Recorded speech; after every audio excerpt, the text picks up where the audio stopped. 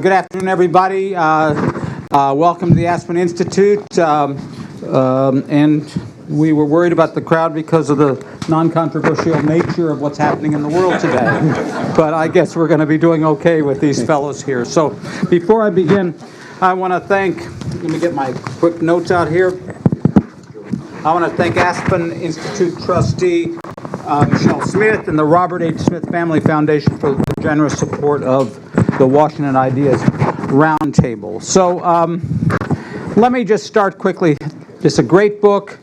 They're selling it now, and they're going to be selling it afterwards, and both these gentlemen will be glad to sign the books in their own name or in each other's names, whichever you like better. With any holiday greeting you want. Yes. And remember, it does make a great holiday gift. Any holiday. Yeah, that's right. You mean any religious holiday or any holiday? Okay. Make holidays great again. That's right.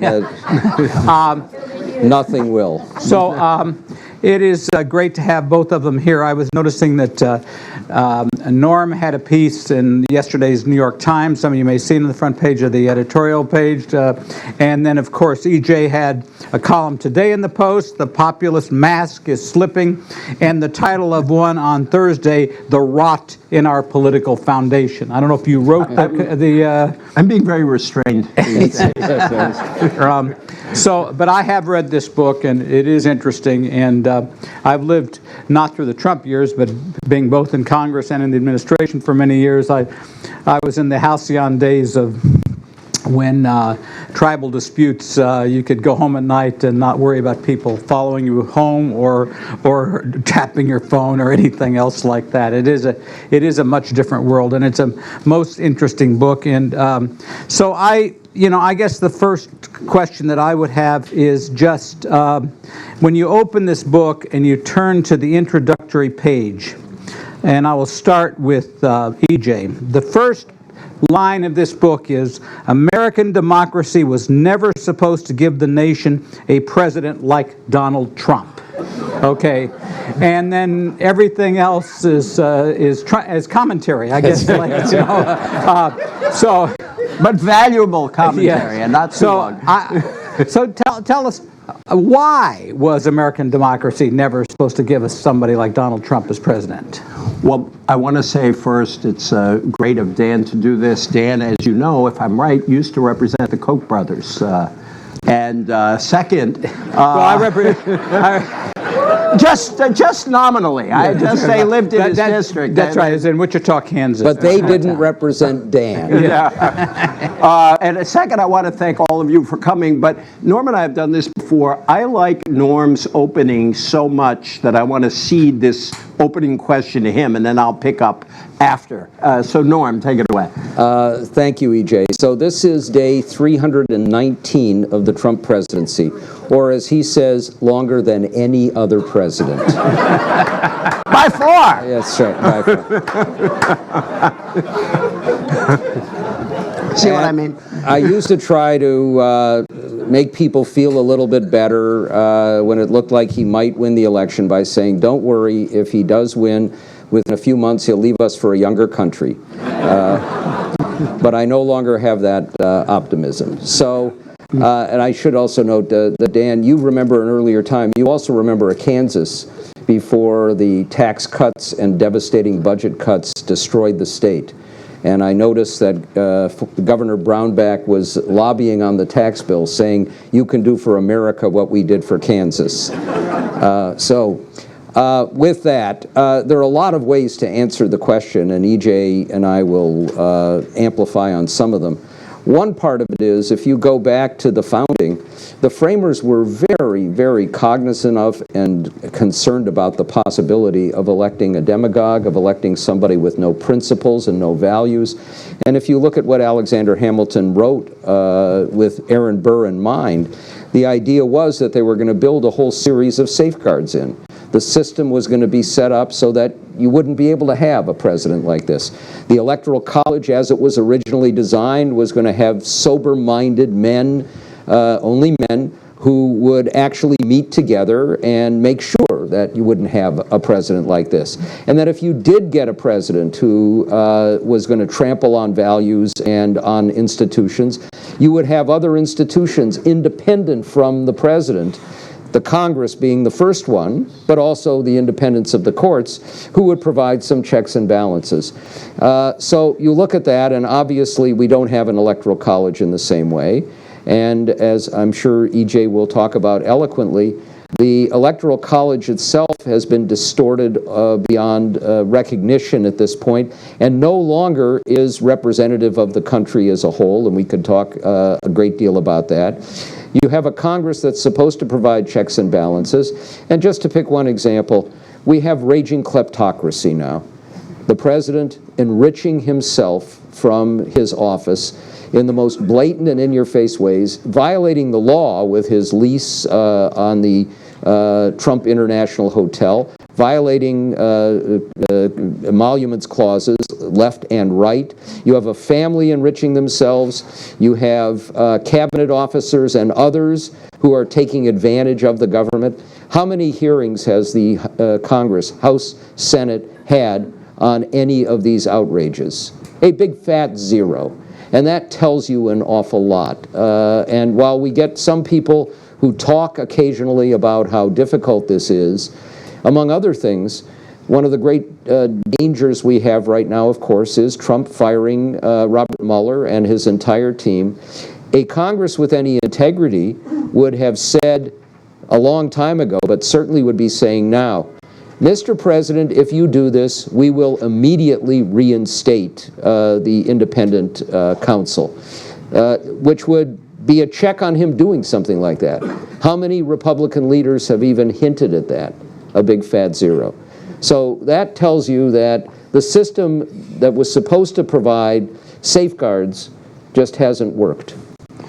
And I want to talk about two things. One is just the basic expectations we had of the person who is president. And I've heard many of my liberal friends say, I never thought I would miss Ronald Reagan or George W. Bush. But that one expects to have a president who has, besides observing basic norms, and we talk a lot about the violation of norms in the book, because norms, you can't make rules about everything, and you expect your leaders to live up by certain standards of behavior. And on question after question, from, as Norm said, from his own financial interests to releasing his own tax returns, to his use of his family, in ways that go beyond other, many presidents have relied on their family, not to this degree, to demonizing political opponents, to attacking the courts in the way that he has, not disagreeing with the court decision, but attacking the legitimacy, and now, of course, by trying to pack them. We had, and then presidents who had just a basic knowledge of and concern about policy making, which we have not seen from him. But the other thing I want to talk about is how we have developed into a non-majoritarian democracy, which, if it sounds like an oxymoron, it is. The Electoral College, since popular voting began in a serious way in 1824, there were, until 1996, only 3 elections that were at odds with the, where the Electoral College was at odds with the popular vote. And 2 of those were peculiar. In 1876, when there was so much fraud, we didn't really know how it actually came out, although Tilden probably got more votes. 1824, where you had 4 candidates and it went to the House of Representatives. And Grover Cleveland was the last real time that it clearly happened.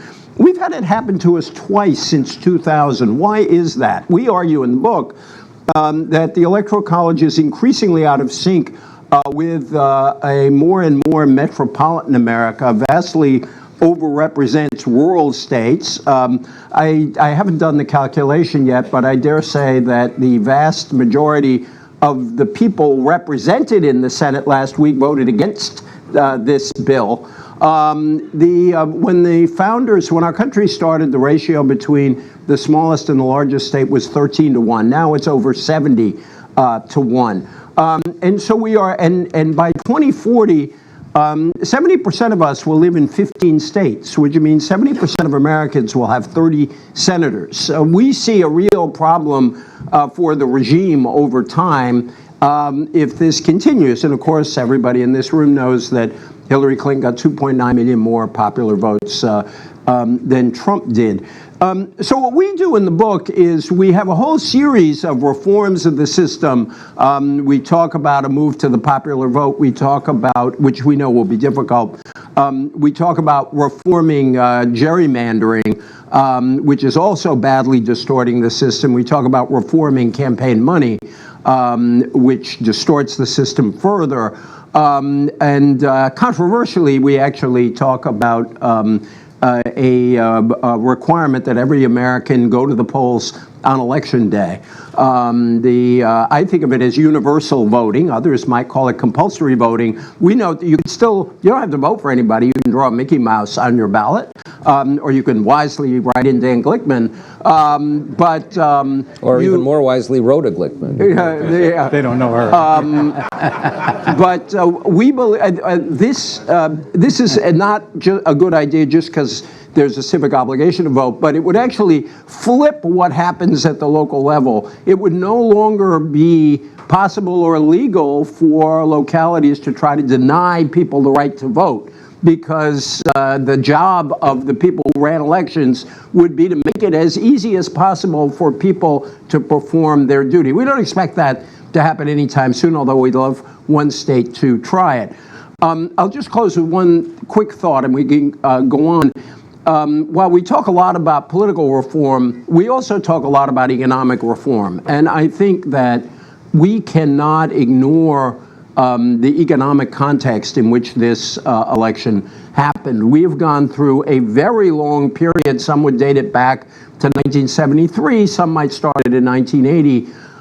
Where you really have had a stagnation or decline in the incomes of a lot of people. You've had significant parts of the country, both in the inner city and in old mill towns like my own of Fall River, Massachusetts, or places like Erie and Reading, Pennsylvania, where people are very frustrated. And I think it's very important for progressives to remember, there's a debate that we take on and kind of reject the terms of, should progressives sort of pay attention to the white working class and forget about historic commitments to civil rights or downplay those, or should they forget about the white working class and try to build a new kind of coalition? We argue that it would be immoral to do either of those things and politically impractical, that it would be immoral to abandon commitments to civil rights, to the well-being of African Americans, Latinos, and immigrants,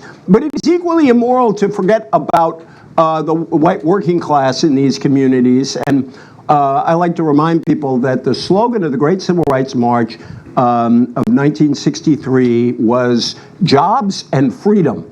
And the idea was that racial justice is essential to economic justice. Economic justice is essential to racial justice.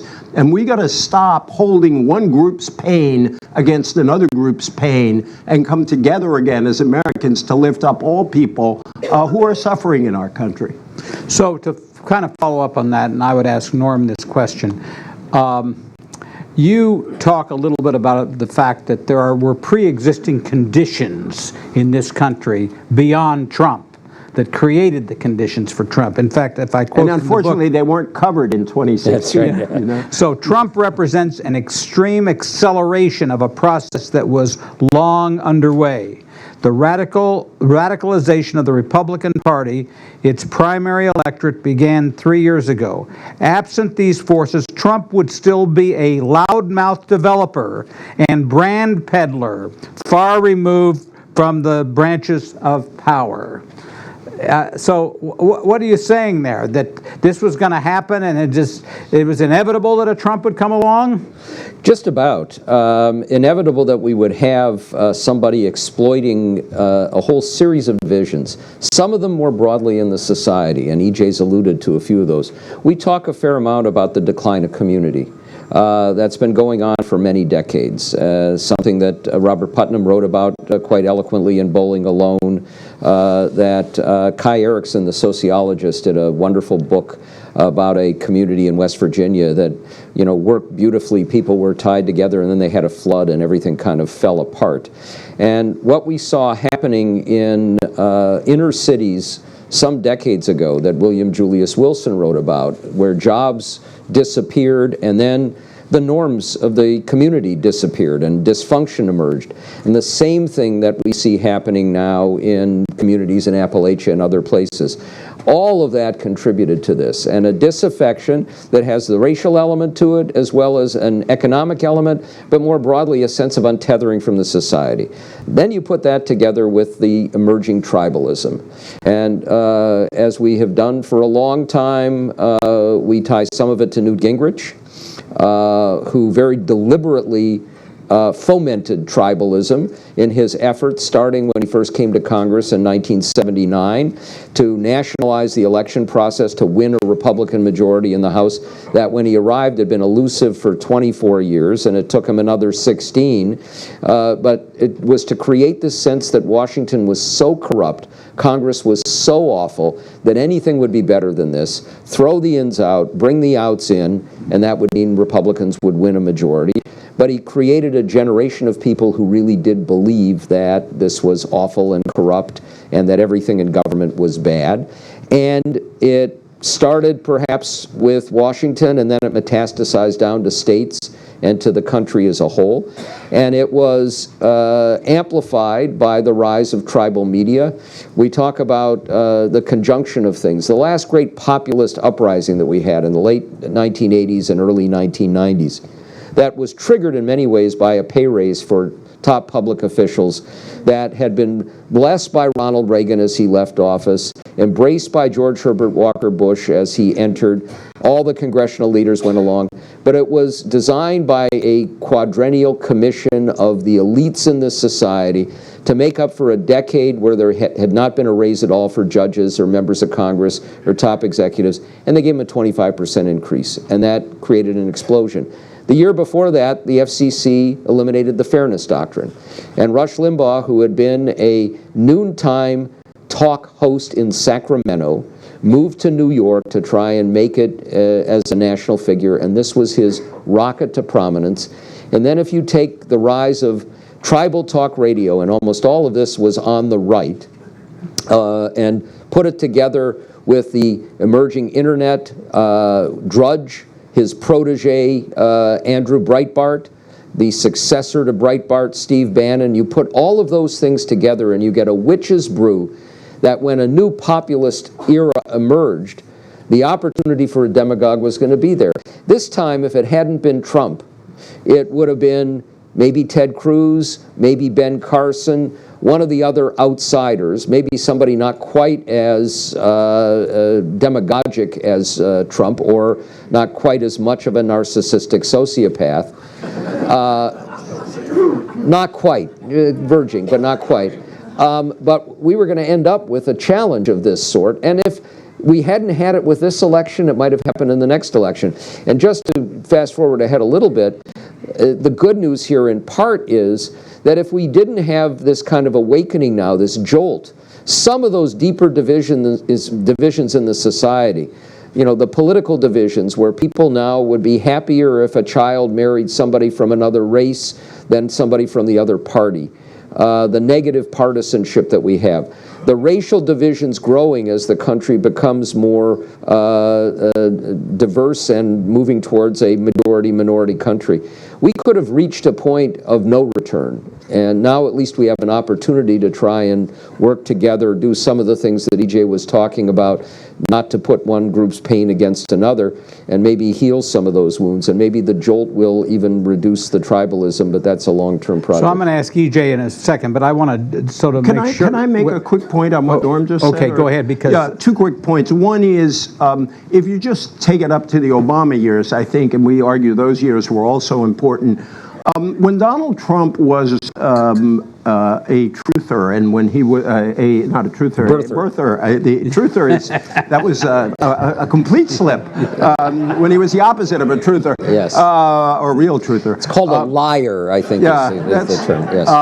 No, when Donald Trump was a birther, we have an episode with House Speaker John Boehner, who was on a TV show, and he said, of course, I don't believe that, he was born in the U.S., but he wouldn't condemn Trump. He said people are free to believe what they want. And what you had is, in that period, the Republican Party thought it could profit from the Tea Party uprising, and it enabled this radical view, or radically reactionary view, played into all of these beliefs. And we quote John F. Kennedy's great line that he who foolishly rides to power on the back of the tiger ends up inside. And that's what happened to the Republican Party. On populism, we have a complicated view of populism in the book, and I don't think populism should be viewed as a negative word. It can also be a positive word. There are authoritarian forms of populism, and there are democratic forms of populism. What we can be sure of is that President Trump is a phony populist, and if anybody doubted that, they should read this tax bill or read a summary of just, the provisions on private jets, or what the beer lobby put in, or what happened to people, to heirs, needy heirs of large fortunes are helped by this bill.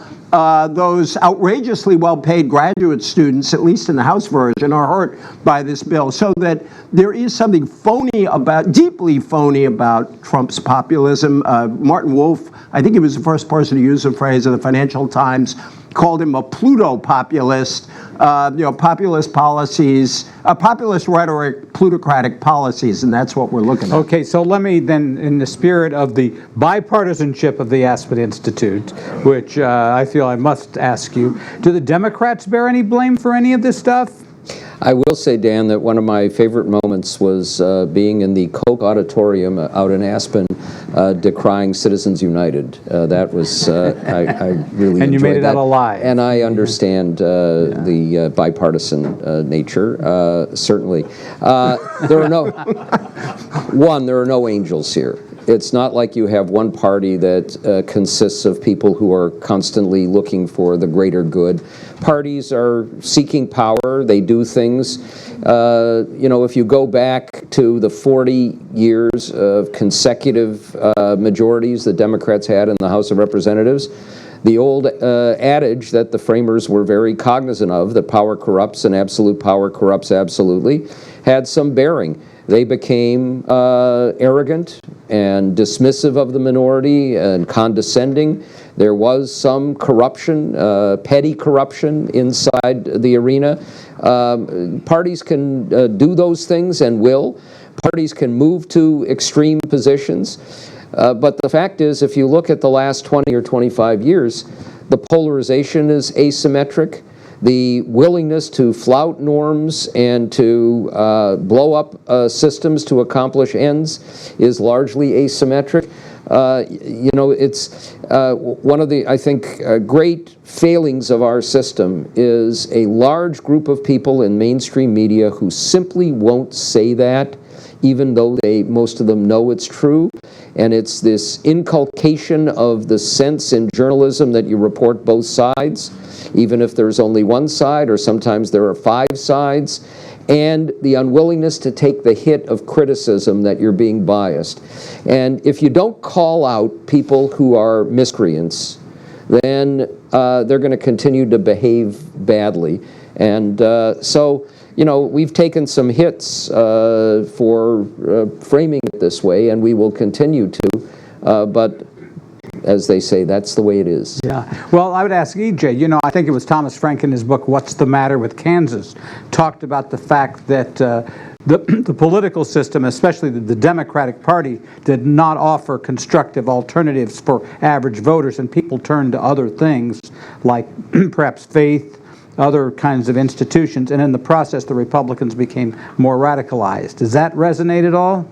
Well, we have we write a fair amount about faith and religion in the book, and in a way, I'd go the other way on that. And I think Tom Frank might agree with some of this, that historically religion has not always lived on the right in the United States. I mean, without the African-American church, the civil rights movement would have been much weaker. Without religious people, for example, the Catholic Bishop's 1919 Program for Social Reconstruction, which really prefigured the New Deal. And so we argue that it is a mistake for progressives to sort of act as if religion is only defined by, say, the people who are supporting Roy Moore in Alabama. So I just want to make that point. I think that I just want to underscore what Norm said, one sentence. You ask, aren't both parties to blame? In recent years, the answer is no, both parties are not to blame. Let's just say it flatly. Barack Obama's health care plan was as bipartisan as you could imagine. So many of the ideas in there came from the Heritage Foundation, came from Mitt Romney. It looked like Mitt Romney's plan. The notion that, I always said that when I heard Republicans call Barack Obama a socialist, my socialist friends were really offended because there's no way Barack Obama was a socialist. So, no, both parties are by no means equally to blame in the last 20 years. Now, to Tom Frank's point, I do think that progressives were insufficiently attentive to the degree of alienation and inequality in the country. I think in the early Obama years when Democrats had the majority, I think they were right to pass health care, but I think they needed to be bold enough to take on some of the other inequalities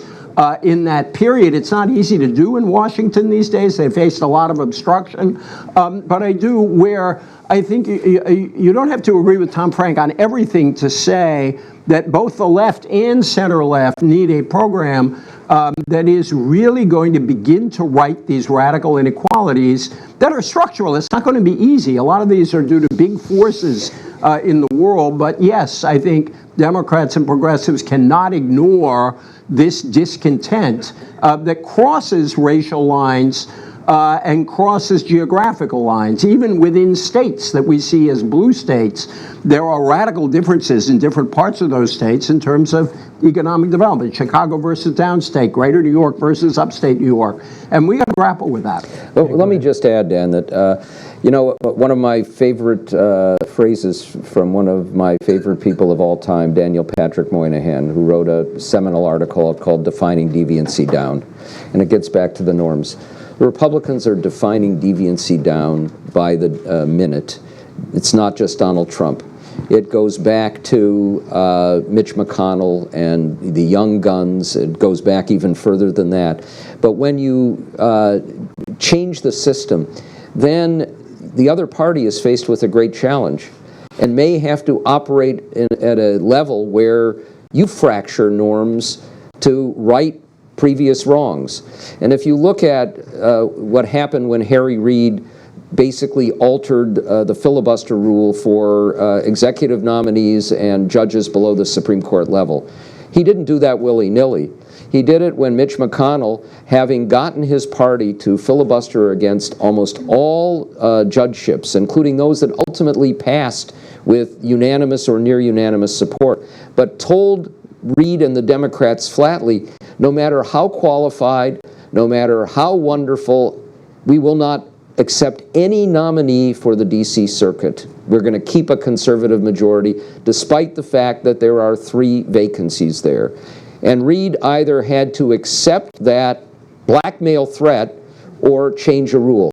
And that's led us down a different path. And we're going to see the way that reconciliation now is being distorted with this tax bill, that we're going to have, I'm afraid, a long period where the only way in which you can bring balance back to the system is to have a lower level of support for the old norms of operating within the system. The filibuster used to work well for a political system because it forced broad leadership consensus on issues. When you use it as a weapon of mass obstruction, you set yourself down a very bad path, and the 2 parties are going to have to follow a rocky road. Okay, so before we get to possible hopes of optimism, and I think you have, and in the book, you do talk about this. But you, in the book, and a little bit of Trump, you know, I heard on one of the shows, are we at the beginning of the end or the end of the beginning? And I'm not sure what either words, beginning or end, mean in this context. But was that Kim Jong-un who said that? But you say Trump has shown how the dysfunction in our politics puts our nation directly at risk. So what I try to get from you is, how dangerous is this situation to the country as a whole? I mean, we have a very resilient country. We have federalism systems. We theoretically have checks and balances, separation of powers. Are those directly threatened by all of this? I mean, yesterday or this morning, President Trump's lawyer said that a president could not be guilty of obstruction of justice. That is a remarkable assertion, and it is one of a number of autocratic things that you've heard out of this administration. The president tweeted over the weekend that the FBI needs to be shaken up. Well, you know, when that comes from President Trump's mouth, it means he is trying to politicize the FBI. And whenever that has happened in our history, it's been very bad for democracy.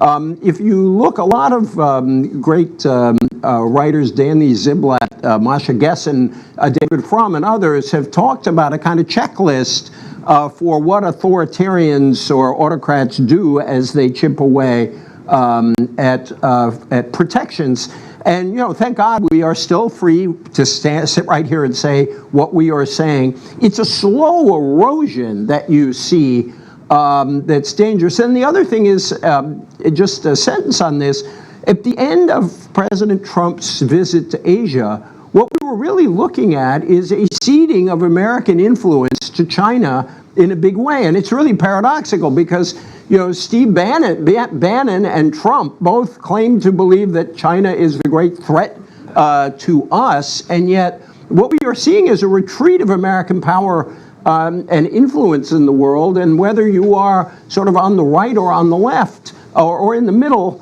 this is very disconcerting, and I don't see how you can read many middle-of-the-road foreign policy commentators who have been very cautious about really going after Trump, have just looked at the world and said, what is happening to our influence here? So all those things are dangerous. Yeah. So let me give the worst case scenario, and I apologize for those who will lose sleep over it. And it's something that, you know, would otherwise have been in a B movie.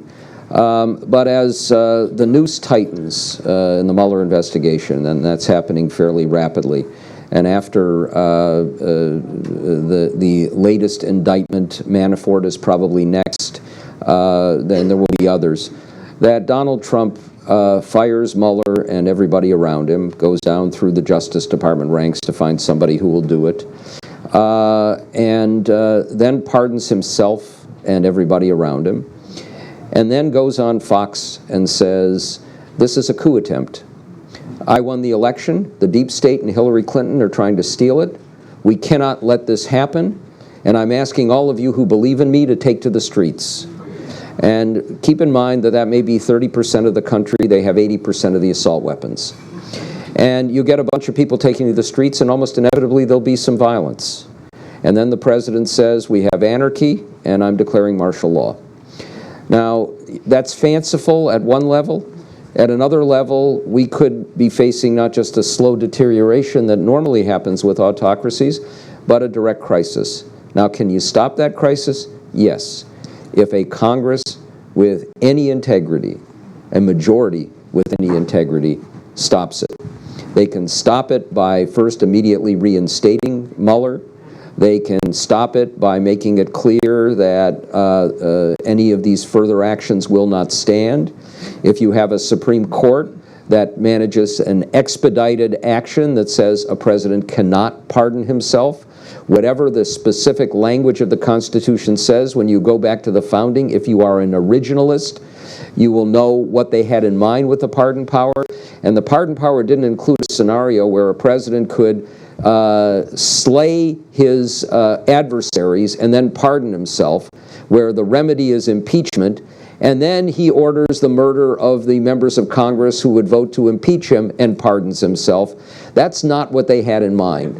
So the notion... Wait, this is not our prediction in the book. No. So you understand. No. We don't go this...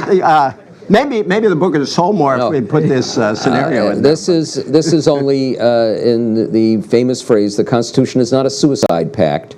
There are limits here. And if the institutions step up and provide those limits, then this kind of bad behavior won't happen.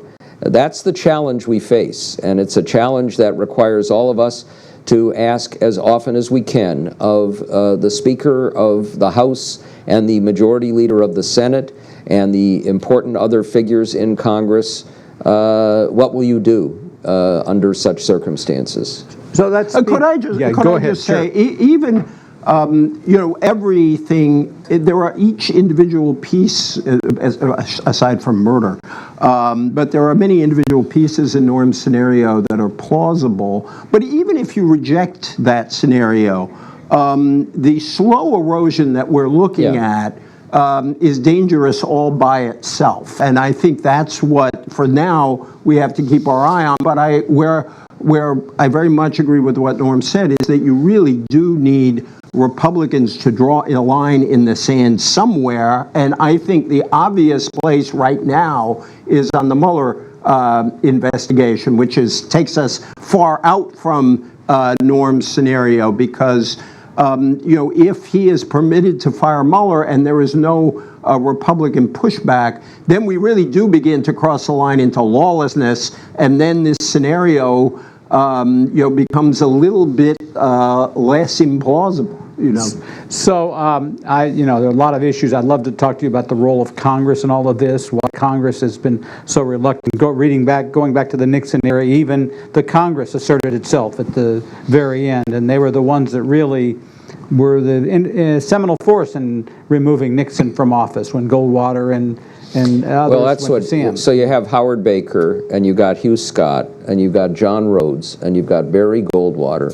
And I just challenge you to tell me who's the Howard Baker, who's the Hugh Scott, who's the Barry Goldwater now. Yeah. So let's turn it the scenario, the Norm scenario on a Hollywood movie that might do very well, to a scenario. I know a producer, Jonathan Glickman. So let's turn the scenario on what citizens can do, what Congress can do. What are the optimistic things that can right our country in this time period? Oh, go ahead, Norm. You did the darkest side, so give us the utopia. Believe it or not, this is an optimistic book, and it's optimistic in the sense that we got a double jolt from Donald Trump. One is the jolt that we talked about a little bit earlier, that we were seeing an erosion in the fundamental bonds of the society. And if we had not gotten that jolt, we could have gotten to a point of no return. And now we have an opportunity. And the second, of course, is the danger to the political system of a move towards authoritarianism. And what we're seeing is a really heartening response from many elements in the society. Our social fabric, our cultural traditions, this sense of a fealty to a representative democracy and to a country where our diversity is one of our great bonds, is showing some extremely positive signs. It starts with groups, including one that probably has the most jokes told against it of any lawyers, stepping up with the travel ban. I've talked to a number of lawyers now who say that they're taking crash courses in immigration law so that they can help people who are caught in the net of this horrible system. And we cannot leave here without pointing a finger at John Kelly, sometimes viewed as a moderating force, who blew up the norms of the Department of Homeland Security and ICE and has created some of the worst things that have happened here, but people are stepping up to help to deal with it. We have outside groups like CREW and POGO, Citizens for Responsibility and Ethics in Washington, the Project on Government Oversight, the Campaign Legal Center, that are stepping up their game, taking some of these challenges, the kleptocratic challenges, the challenges to the fundamentals of democracy, to the bureaucracy. to the courts and making sure that rights are protected. We have religious organizations, including the Catholic bishops, now stepping up to try and protect the least among us and the safety net, and evangelicals joining with them and others in that community. We have civic organizations like Eric Liu's Citizens University trying to bring people with disparate views together to try and create a more reasonable dialogue.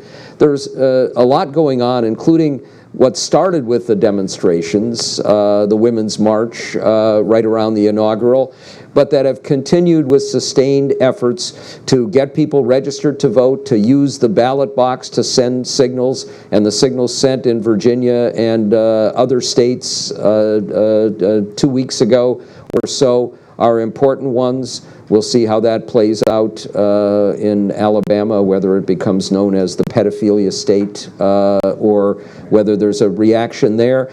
And heading towards 2018, and protecting the franchise and the nature of the political system. So there are a lot of heartening signs out there, and we're seeing it with courageous journalists as well, stepping up to the plate in places like the Post and the Times. The only thing I'd add to that is that you're seeing a political mobilization that you have not seen before, particularly among the young. And I think, for example, in the elections last month, all over the country, you saw turnout rates go up. Governor-elect Northam, I believe, got the highest vote of any gubernatorial candidate in Virginia. I think it's not just the highest vote for a Democrat. Yeah, I think it's the highest vote, governor. Period.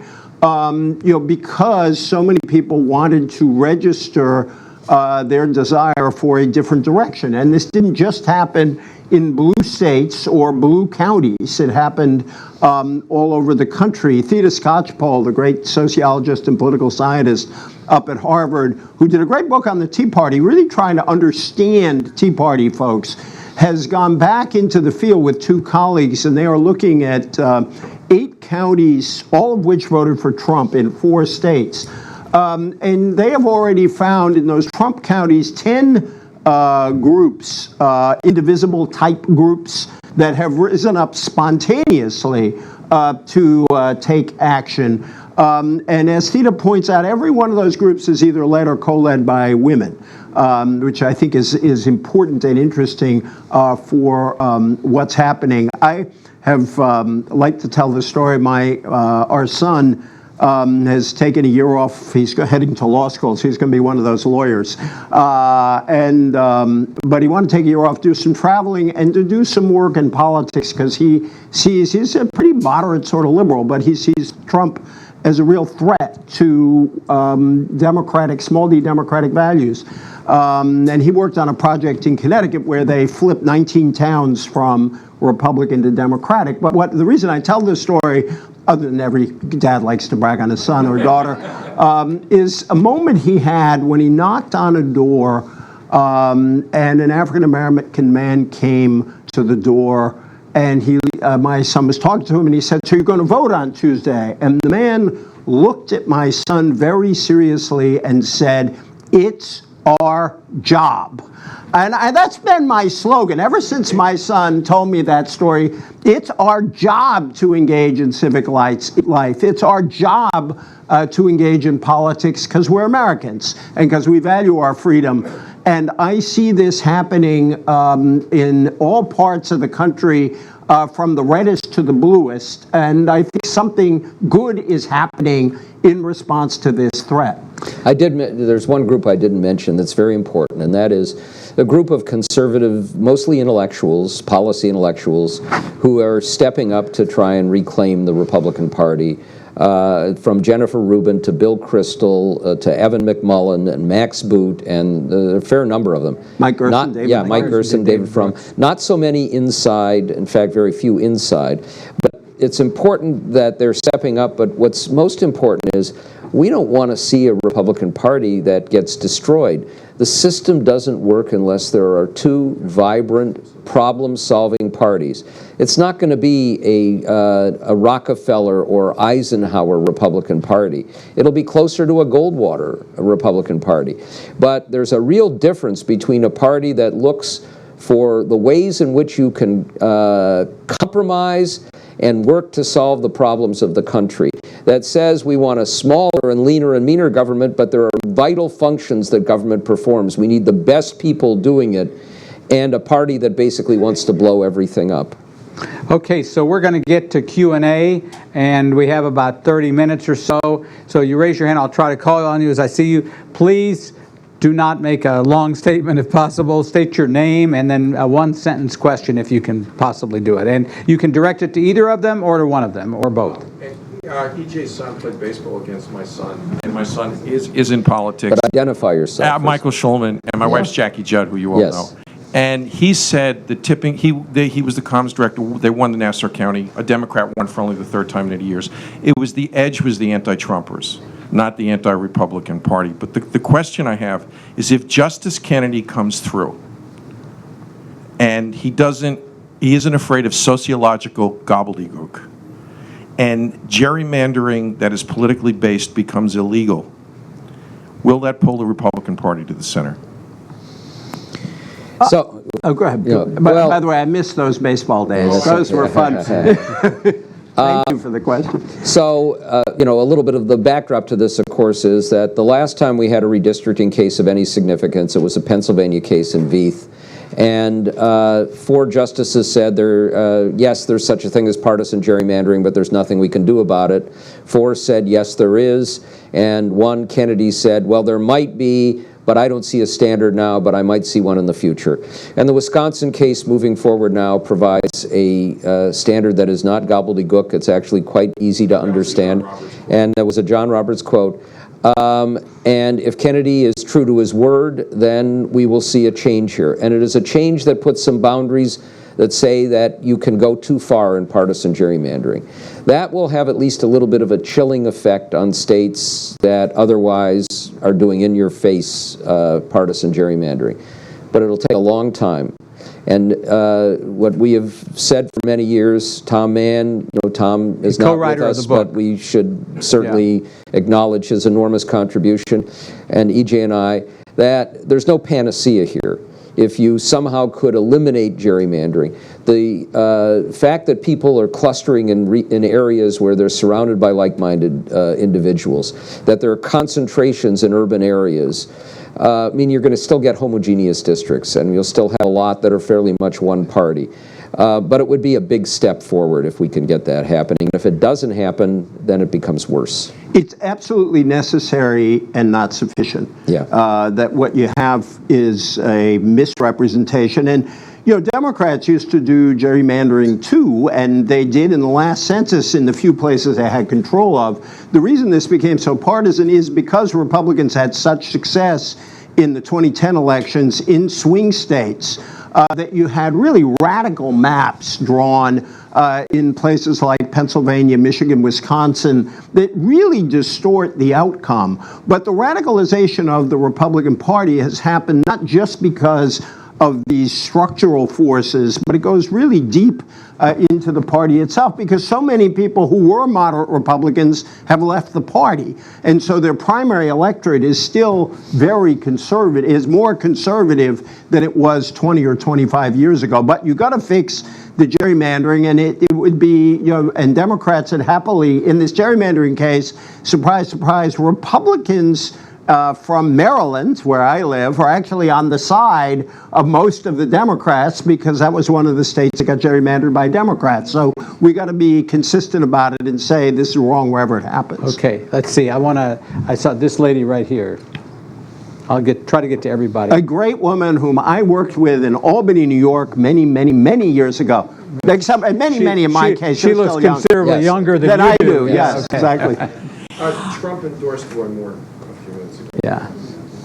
Sorry. He was edging that way. Yes. Yeah. Well, let's evade the jokes we could make.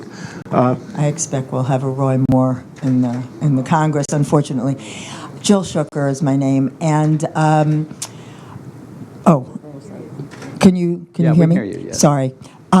Question: What I looking at the worst case scenario, Norm, that you mentioned, and hoping that it doesn't come to pass, or even worse than the worst case, I'm keep being struck by this hardcore 30% plus that is supportive of the Trump presidency and those around him with the non-ideas and the personality, et cetera.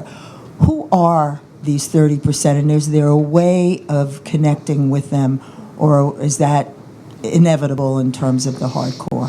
We're seeing some very interesting studies done of who the Trump supporters are, the core supporters. It's not just one group. They cut across several different lines. They're not all working class white voters. Adam Serwer's piece in The Atlantic makes that point, that the racial issue is a more significant one, and it ties groups together and includes some people who are more highly educated. There are those who are very much free market conservatives in the old school, but who are tribal in nature, combined with other groups. But there is a hardcore, and it's a hardcore that includes people who don't care that he lies, who don't care that he's not going to fulfill the promises that he ostensibly made to them, because they think he's speaking for them, and especially because he's sticking it to the enemy, and the enemy is us. Winning over some of those people will not be easy. One of our difficult tasks is we're going to have to separate out the truly evil forces, those who are racist, anti-Semitic, from others who have a mix of views, but who have been, screwed by what's happened in the society over a long period of time. And some of those people we can talk to. And my guess is that a significant number of those people are going to shrink back from sectarian divisions at some point and recognize that there's a larger purpose here. But there's a core that won't. And it's not just about Trump. It is about the nature of tribal divisions in the society now, and especially about those political tribal divisions.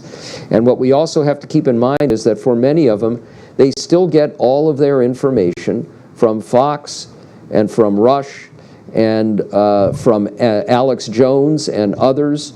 And what we see as a reality in many cases they don't even notice. If you look at the events of the last few days, and if you watched a lot of Fox, you would think that the only news story was blocking the prosecution of Hillary Clinton, who ought to be in jail. And so it becomes even a larger challenge for us. One of the things that we're going to have great difficulty dealing with is the nature of modern media and the business models that are out there that are not going to change very easily. And I should add that while there's a lot of focus now on Ajit Pai and the FCC and net neutrality, to me the bigger challenge is what they're going to do with Sinclair Broadcasting, and basically allowing monopolies in areas that will have a heavy political tilt.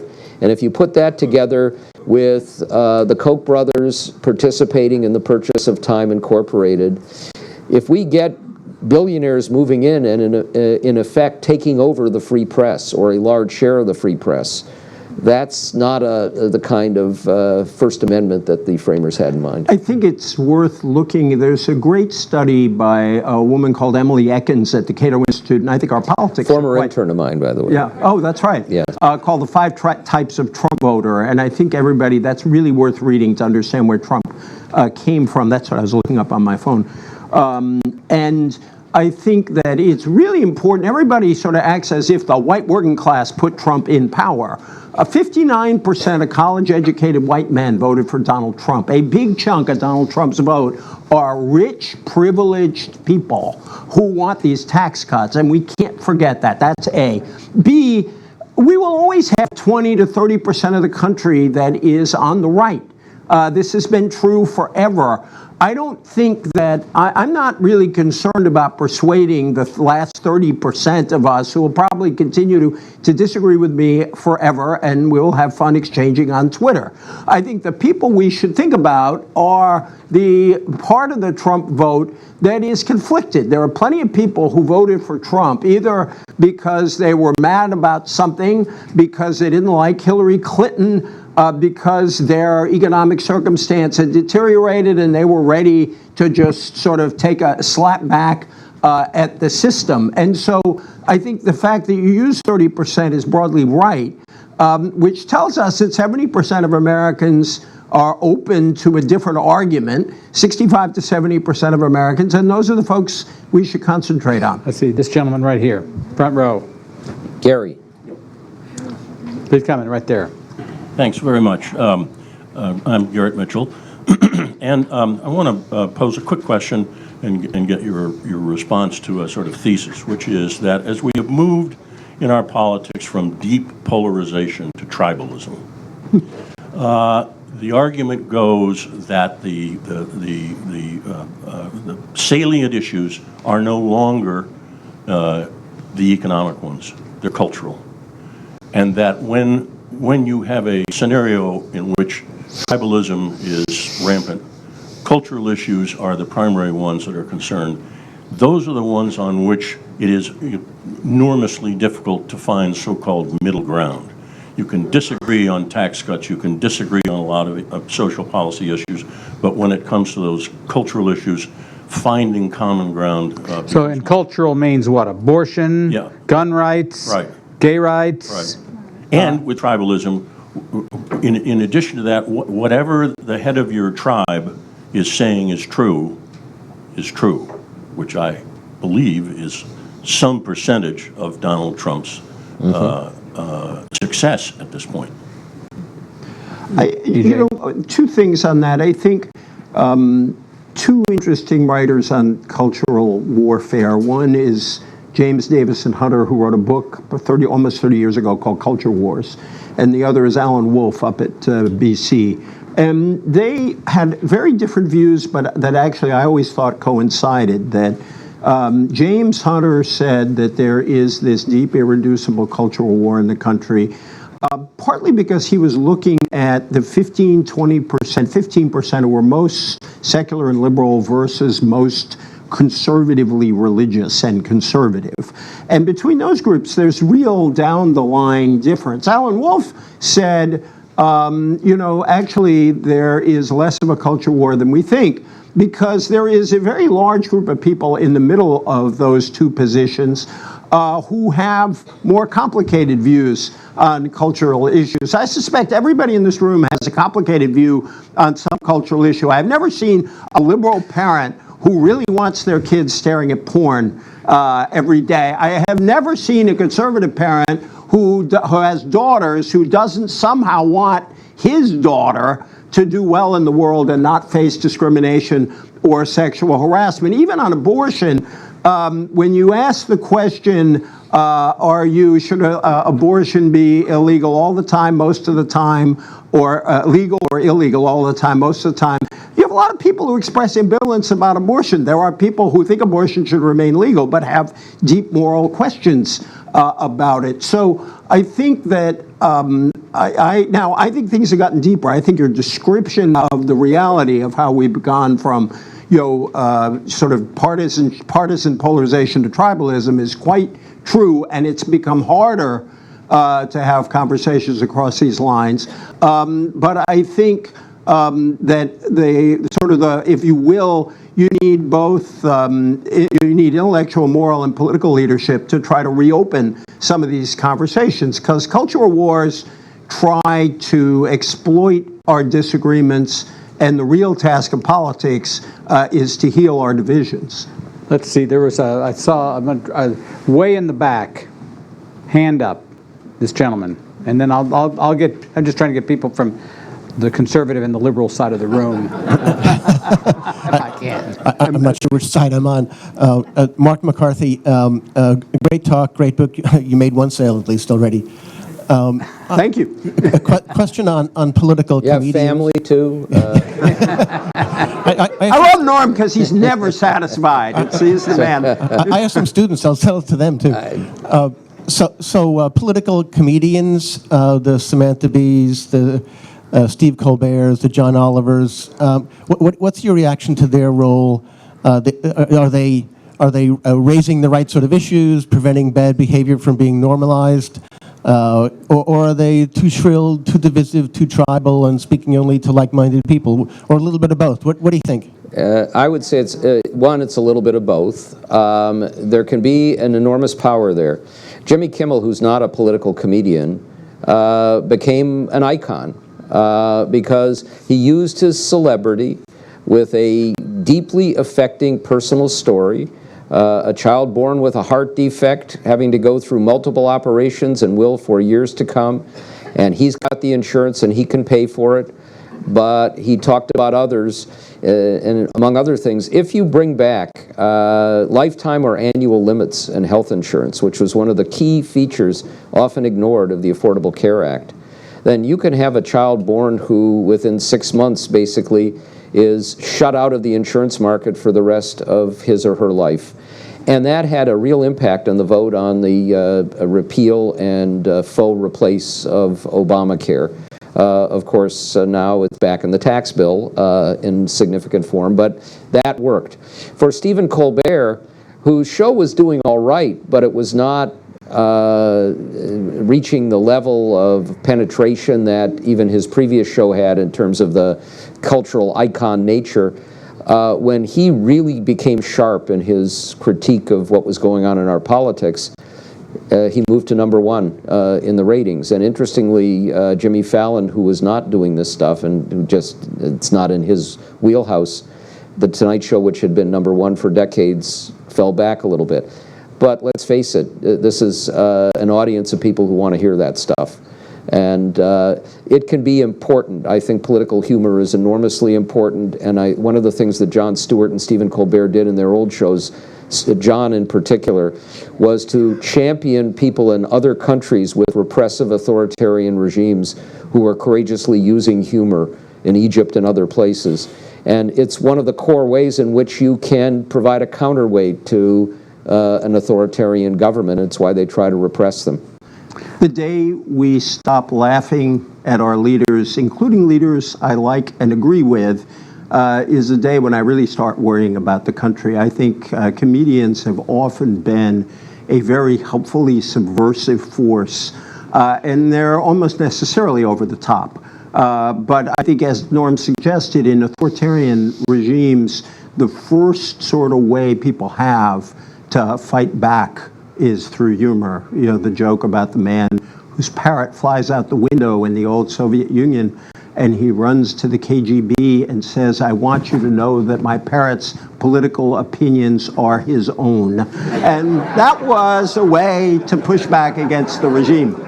Yeah, well, there's the story about the kid who, two kids, American kid and a Russian kid, and the American kid says, "I have it so free, I can go to the gates of the Kremlin and yell to hell with Ronald Reagan, the gates of the White House and yell to hell with Ronald Reagan, nothing will happen to me."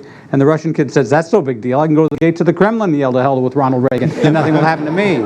You know, over there, right? By the way, I would tell you that when my parents died, we created a Center for Political Humor at Wichita State University, and one of our first speakers was Norm Ornstein. And Norm has a great, you know, and Norm could have been a stand-up comic. You know, so yes. Malcolm O'Dell, married to a women's empowerment specialist. I'm a male looking at a panel of all males. And I went to the Women's March, but before I went, we got an email from my senior, rather conservative, non-activist mother of my son-in-law in California who said, "Can I come and sleep on your floor?" I don't think she's ever slept in anything but a Four Seasons hotel. But she was mobilized. And of course, we all saw who else was mobilized, millions of others. Then I went out into Virginia to work for Northam, and I was surrounded by women. And then I didn't think we were going to win because the margin of error was too close to call, and we won big. And when I went back to the center, the women were dancing. And then I looked in the Bloomberg summary of all the wins across the country, And there were so many women in there that I couldn't believe it. So I want to know what you gentlemen think we men can do to either empower more of these women to take charge where we've fallen down, or just plain get out of their way. I'm for the latter. But one of the heartening things out there is the extraordinary number of women candidates emerging for office. And there should be pressure on party officials to empower more women to run and get elected. We're also seeing this, by the way, with young people. You know, we faced a challenge over the last number of years. Younger people were turning away from the political arena, and where some were going to be active, it was more in NGOs or working in nonprofits, maybe a little bit in state and local governments. But now there's a change in attitude, and we're seeing it very visibly out there, and that's young men and women. But what we're seeing with women of all ages is a political activism that we haven't seen before. And I will say that if we continue to see a Republican Congress, a series of courts, and a president and a vice president who push policies that are going to blow up the ability of women to get contraceptives, that are going to make it impossible in many states for women who don't have the resources to travel outside the state to get abortions. And of course, policies that damage contraception mean more abortions and more unwanted pregnancies. That I think we may see younger women who always took for granted the kinds of freedoms that women of our spouses' generation did not, are going to see that there's a real challenge to their own freedoms. I'll only say that back in the 90s, a friend was complaining about that term that got invented in 96, soccer moms. And I looked at my friend and I said, well, if you give me a choice between being governed by soccer moms or angry white men, I will pick soccer moms any day of the week, and I still would at this moment. Thank you. Right there, this gentleman in the front. We're going to take a couple more because we've got to get the book selling part of this thing too. Dan Lowell, two questions, short questions, soft one and a hard one. The soft one is, there's plenty of hundreds of billions of dollars on the Democratic side amongst wealthy people. Why don't we see that offsetting the Koch brothers and people like that? The hard question is, perhaps a complaint about what you're saying is the worst case. Why did you not say the worst case is for him to try to use the Korea threat and launch a preemptive nuclear attack and say we now have a war? I don't want to scare us so much. A potpourri of worst cases.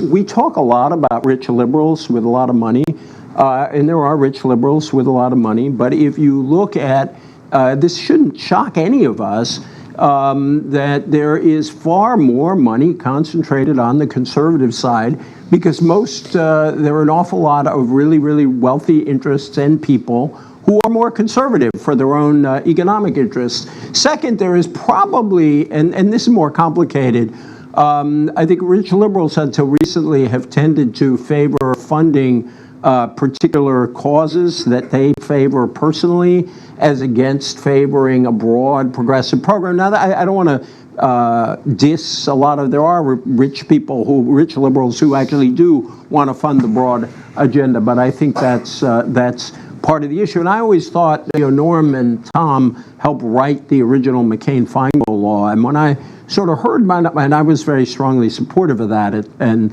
when I heard liberals sort of say, well, gee, wouldn't this hurt us too? And I just said, if you let loose the floodgates of money, it's going to hurt liberals a lot more than it's going to hurt conservatives. And I think we have seen that. We have seen that now in several elections. And in terms of the nightmare scenario, I have no idea what Donald Trump actually wants to do on North Korea. I don't think any of us has any idea what he really thinks on any of these questions. Could something awful happen? Yes. Might he actually not do anything at all and just bluster? Yes. I don't have a clue about that, whereas in Norm's over-the-top scenario, there are particular pieces of that, at the very least, where you can see certain intimations right now. So yes, if there's a war that I'm concerned about, it's probably more in Iran than in North Korea. But even there, I don't have any idea where Trump really wants to go. So look at the tax bill, and we had Lindsey Graham and a host of others basically say, if we don't do this, our donations dry up and we're toast. And come back to a larger point. If you're a Republican Party and the demographic changes are working against you as a party, you've got two paths that you can take. One, which was at least alluded to by Reince Priebus's autopsy, a very strange word to use for a party, was we need to change the way we approach voters. Immigration is the way to start. We need to reach a broader group of people. Now that was just taking the immigration issue and not even looking more broadly at the panoply of policies that would improve people's lives. But you can alter your approach a little bit, not alter conservative values, but a set of policies that can actually solve problems for larger groups of people out there. Or you can say, I've got a dwindling base, but if I can use voter suppression and billionaire money in a political system where they can contribute untold amounts, one part of this tax bill allows 501c3s, not just churches, to contribute to politics. That means billionaires now can not just contribute the money, they can take tax deductions for it. So these are people who see themselves as victims. Last night, Dan and I were at an event. I noticed Steve Schwartzman there, the man who said when Barack Obama suggested changing the tax rate for carried interest that it was like Hitler invading Poland. The poster child for plutocrats.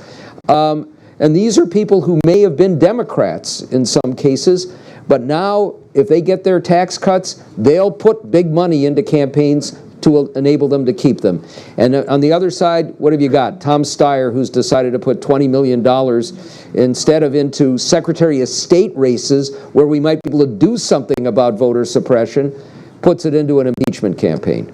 I just make one comment. 2 weeks ago, Senator Corker held the first congressional hearing in decades about the execution of the power of using the president using the nuclear weapon. And it's a story about the abdication of Congress in exercising its Article 1 powers and at least talking about these issues in advance. This from a man who had the control of the nuclear football for a short time. Yeah. We won't tell them any more part of the story than that. We're going to have time for one more question right here. I'm Roberta Millman. This is the first time somebody raised the name of Vice President Pence, whom we don't hear a lot from at this point in time. I think we can guess. But what happens if, in fact, we have a replacement president and Pence takes over? And where is he and where has he been in all of this debate? So if we had a President Pence, we would have a reduced threat of a nuclear war. We would have no angry tweets, no suggestion that my major source of information is Fox and Friends, followed by Alex Jones. But we would have a genuine ideologue, an extreme ideologue, who, and if you want to see what kinds of policies we'd have, we're seeing some of them. Mike Pence was put in charge of the transition after Jared Kushner got rid of Chris Christie and all the people around him. And Tom Price, Scott Pruitt, Ryan Zinke, Betsy DeVos are basically his people, his choices, buddies from the House and others. And you would see policies that would be probably implemented more efficiently, but that would be far more to the right than anything we saw under Ronald Reagan or George W. Bush, and one who could work better with Congress. Pence is an affable man. He is not somebody who is going to go off in sociopathic rants or probably undermine the special relationship with Great Britain just on impulse. But there would be an enormous challenge in terms of policies, and that would include and I should add Mick Mulvaney, who is intent on blowing up government at every level, is one of his close buddies, and he's responsible for him as well. Yeah, Have who a nice knew day. that having the mild-mannered Chris Christie in charge of the transition might have given us a somewhat less radical government? The only thing I'll add to what Norm says is that I think as this investigation goes forward, the fascinating aspect of the one fascinating and important subplot of the Flynn story will be, what did Vice President Pence know and when did he know it? And I think, perhaps everything he's saying is 100% true. But, the truth quotient coming out of this administration has not exactly been reassuring. And so I think it'll be very intriguing. I think we'll know if Vice President Pence is called in at some point or not to speak to Robert Mueller's investigators. But I think that's something we should keep our eye on. And more broadly, I think it will be important to figure out where was Pence complicit in what in the administration. And I suspect that if the scenario you described comes to pass, there will be a lot of new scrutiny on Pence on these kinds of questions. Pence had his own devil's bargain. I think from the beginning it was he was going to do whatever Donald Trump wanted and support whatever Donald Trump did. And, when I would teach about the presidency and the vice presidency, what I would always say is there comes a moment early in every administration where the president and vice president are having their weekly lunch up in the family quarters, and it's the two of them, and the stewards have left the room. And as the president is cutting his steak, he's thinking, if I choke on this piece of steak, the guy across from me is going to be thinking, should I apply the Heimlich maneuver? There's a natural tension there, and if you are deeply loyal, then you've got a path to succession that will work. But because he's taken that path, he may, as EJ said, have much bigger problems. He's now surgically tied to Donald Trump, which may not be such a good thing. Well, let me just say that the book is really fascinating, and we have two of the brightest people in the American political system here. They certainly represent a point of view that is shared That's by... you and which one of us? Tom Mann, who isn't here. But let's give these guys a great hand for a terrific time. Thank you. And they will be outside at the desk, at the Politics and Prose desk, within a couple minutes. So thank you all. Wonderfully done. All right.